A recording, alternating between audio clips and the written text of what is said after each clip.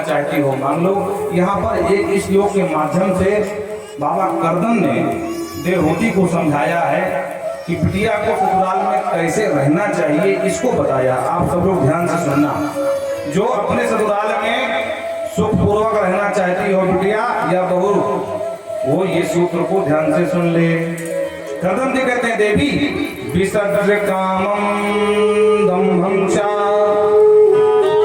द्वेषं लोभं मदम् अप्रमत्तोद्यता नित्यं तेजीयांशतोषयत्। जिसे भी ससुराल का सुख पाना हो, पति का प्रेम पाना हो, सास की कृपा पानी हो, तो उसको क्या करना चाहिए? विसर्ज्य कामम, सबसे पहले अपनी कामनाओं का त्याग कर देना चाहिए। क्योंकि अगर कामनाओं का त्याग नहीं करोगे, हर हफ्ते गाजीपुर भागोगी लेकर पति देव को मोटरसाइकिल में, और सास कहेगी देख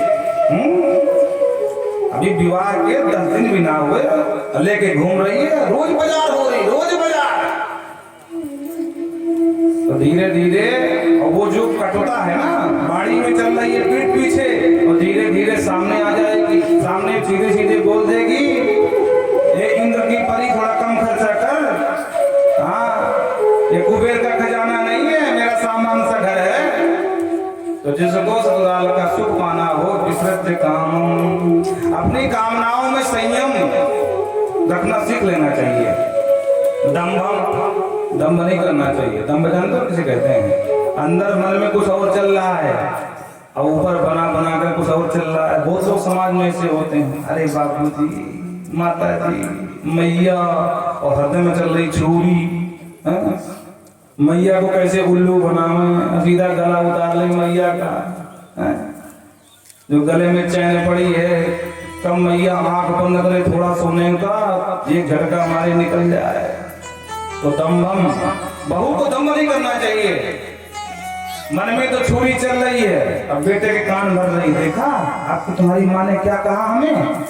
अच्छा माँ के पास आती, हाँ माता जी बताओ, माता जी ये काम कर लूं? हाँ बेटा कर ले। उसके बाद कहती बुढ़िया, क्या मैं जानती हूँ ये काम करना कि नहीं करना? ठीक है, दम्भ है। जैसे हम अंदर हैं वैसे हम वाणी में बाहर रहें। दम्भ नहीं करना चाहिए। दम्भम द्वेषम, और द्वेष नहीं करना चाहिए कि अपने मैया बाप को, मम्मी ठीक हो, पापा ठीक हो, यहाँ सास ससुर चाहे जैसे भी रहे, कोई मतलब नहीं है। अपने माता पिता से बड़ा प्रेम है, और पति के माता पिता से नंबर 1 की महाभारत चल रही है। उनसे द्वेष करती हो तो सुख कहाँ मिलेगा? द्वेषम लोभम, और लोभ तो बिल्कुल नहीं करना चाहिए। एक महीना हुआ नहीं कि 2 साड़ी आ गई जोरदार दुकान से। अब आप किसी फंक्शन में गए, किसी मूड़न क्षेत्र में, और किसी अपने पड़ोसन को देखा, वाह बड़ी गजब की साड़ी है, घर में आई, बोले सुनो मुझे अब मायके जाना है। अच्छा एक बात और, जब माताओं को मायके जाना हो तभी सब याद आता है कि साड़ी लेना है, सब सामान लेना। और इनमें गजब की जो है क्षमता होती है याद करने की, स्मरण शक्ति। कौन महिला कौन सी साड़ी किस कलर की किस फंक्शन में पहनी थी, 5 साल बाद जब पहन के आ जाए बता देगी, हाँ हाँ ये वही है ना जो भागवत में पहन के आई थी। हाँ, हम लोगों का जीवन बहुत अच्छा है। एक कुर्ते को 200 बार पहने कोई पूछने वाला नहीं। बोलो राधे राधे। कम खर्चा और बचत ज्यादा। और इनका क्या है? खर्चा ज्यादा बचत कम। बोलो राधे राधे। तो लोभम मदम, मत कहते घमंड को। भले ही तुम्हारे पिता कितने बड़े नंबरदार क्यों न हो, लेकिन अगर आपका दान कर दिया है पिता ने, तो दान की ही वस्तु में पिता का अधिकार खत्म। समझ में आ रहा है? पिता तुम्हारे भले DIG हो या कमिश्नर हो, लेकिन उन्होंने दान कर दिया है, और दान की ही वस्तु में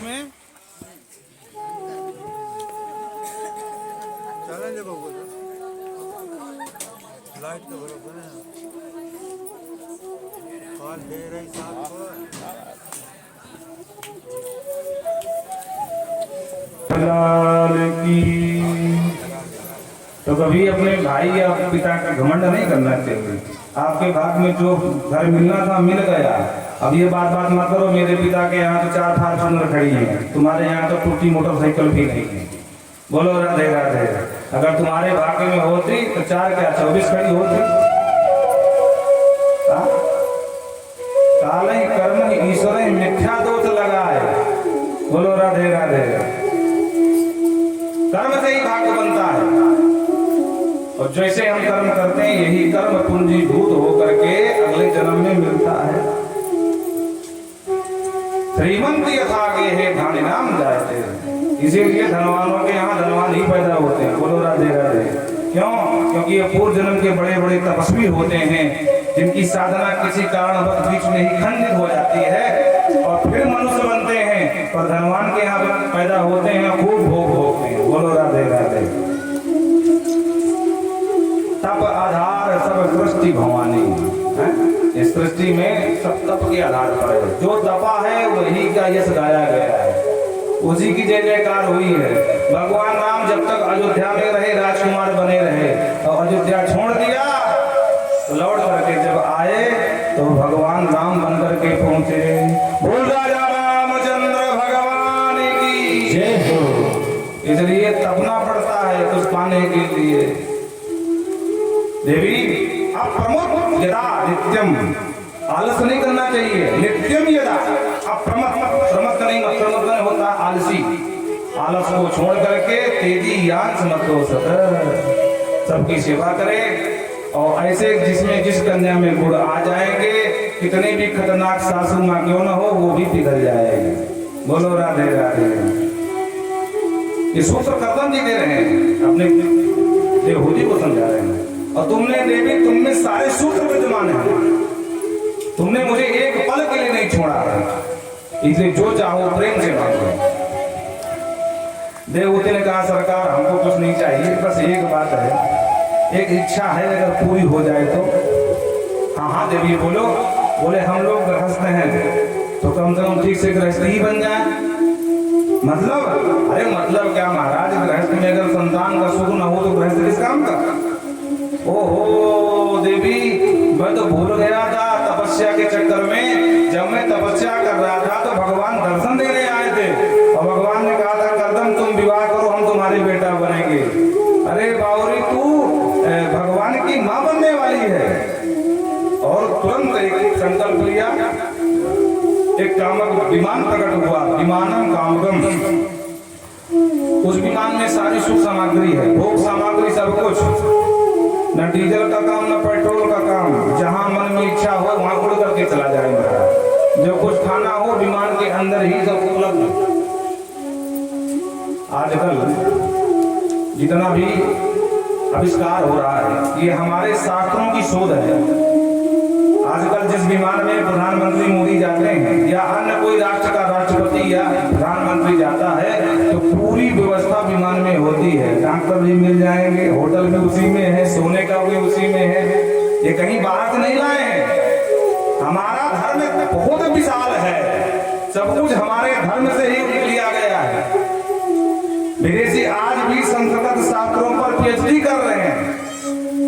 जितने भी मिसाइलें बन रही है कहां से कहां की देन है। ये सारे अस्त्रों का ज्ञान कहां से आया? महाभारत से उठा के लिया गया है। बोलो राधे राधे। ऐसी ऐसी मिसाइल है कि महाराज यहाँ से छोड़े पूरा चीन चौपट। हाँ, दूसरे दिन चीन नक्शे से ही मिट जाए। हाँ, तो ऐसे अस्त्र हमारे पास पहले भी थे। आग्नेयास्त्र था, पुष्पकास्त्र था, वैष्णवास्त्र था, ब्रह्मास्त्र था। अब ब्रह्मास्त्र में क्या होता था? कुछ भी ना बचे। उसी तरह आइटम बम, अगर एक भी छोड़ा गया पूरा विश्व का विश्व शांत। तो कामक विमान बोले देवी अब इसमें चलो बैठो, खूब जो मन में है अपना खाओगे। तो जैसे ही बैठने को आगे बढ़ी तो शरीर इतना मैला हो गया था, विमान बिल्कुल स्वच्छ, तो थोड़ा संकोच लगा। गर्दन ने कहा ओ समझ गया, देवी समझ गया, जाओ सरोवर में स्नान करो। तो पास में ही बिल्कुल स्वच्छ निर्मल जल से भरपूर सरोवर था। वहां स्नान करने लगे कि 7 दशान 1000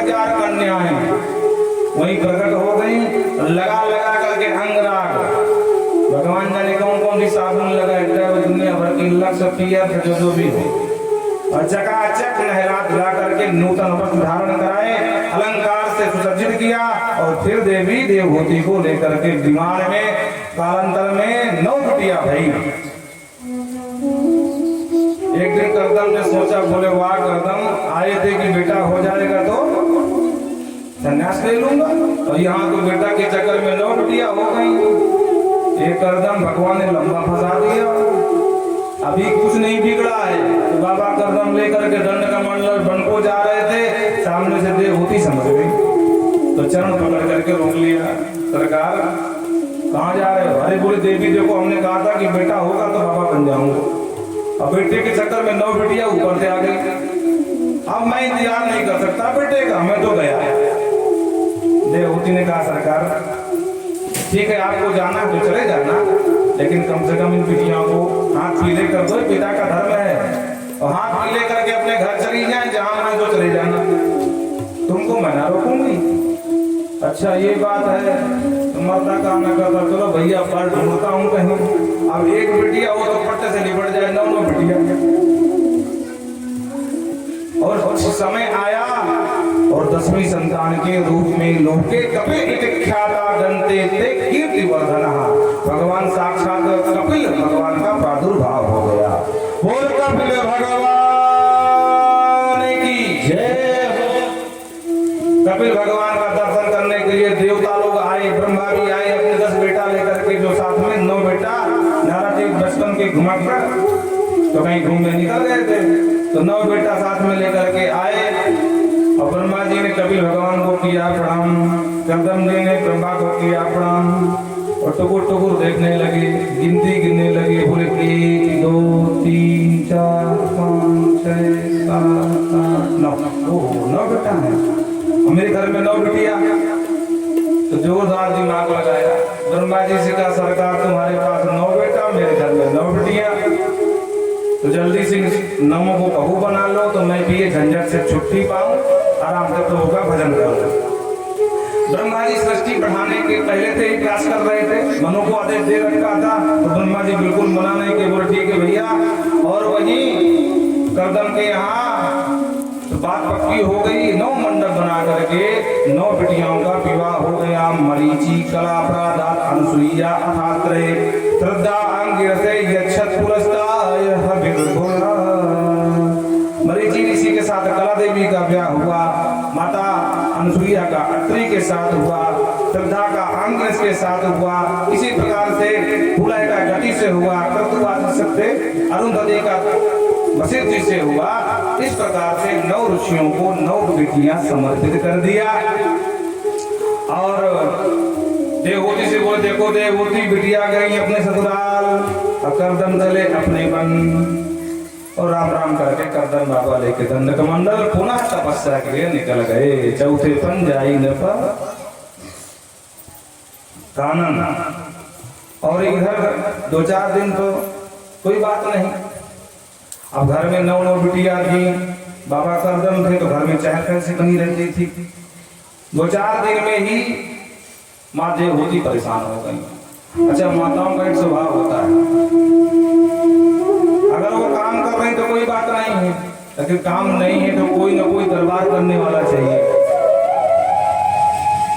अगर 2-4 दिन दरबार करने वाला या वाली ना मिले तो बेचारे बीमार से होने लगती है। बोलो राधे राधे। तो 2-4 दिन अपने आप को संभाला माँ देवहूति ने, लेकिन जब ज्यादा बीमार पड़ने लगी तो एकांत पा करके कपिल जी से आकर के बोली निर्विण्णाम नितराम भूमन न सदरिंद्रिय तलसना तेन संभाव्यमानेन प्रपन्नाधं तम प्रभो। हे बेटा कपिल,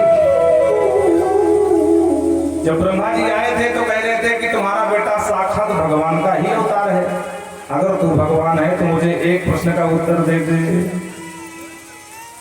बेटा जितना सुख मैंने भोगा है अपने जीवन में, शायद दूसरी कोई महिला इतना सुख भोगने की कल्पना भी करे। भोगने की तो बात छोड़ो, कल्पना भी नहीं कर सकती हो। क्योंकि जन्म जब हुआ तो राजा की पुत्री बनकर के, महाराज मनु की पुत्री बनकर के राज में रही और वहां ठाट बाट से रही। उसके बाद विवाह हुआ तो कर्दम जैसे महायोगी के साथ संकल्प सिद्धि के माध्यम से, तप के माध्यम से कामक विमान का सुख भोगाया। कोई झंझट नहीं, ना आटा पीसने का झंझट, ना मसाला बांटने का झंझट। विमान से जो खाए विमान, चकाचक सब्जी बनी बनाई, दूध बनी बनाई, मिल गई। गजब का सुख होगा हमने। बिटिया भाई तो शांति, कला, अरुंधति, अनसुईया जैसे जो सतियों में गिनती है। दामाद हुए तो अत्रि, पुलस्त, पुलह, वशिष्ठ जैसे दामाद हुए। और बेटा भी हुआ तो कुछ जैसा साक्षात भगवान का ही अवतार हुआ। लेकिन मुझे आज तक शांति क्यों नहीं मिली, बस मैं ये जानना चाहती हूँ। इतना सुख भोगने के बाद भी शांति नहीं मिल रही है, आखिर बात क्या है? भगवान का फिर कुछ नहीं बोले, माँ समझ गई। तम त्वागता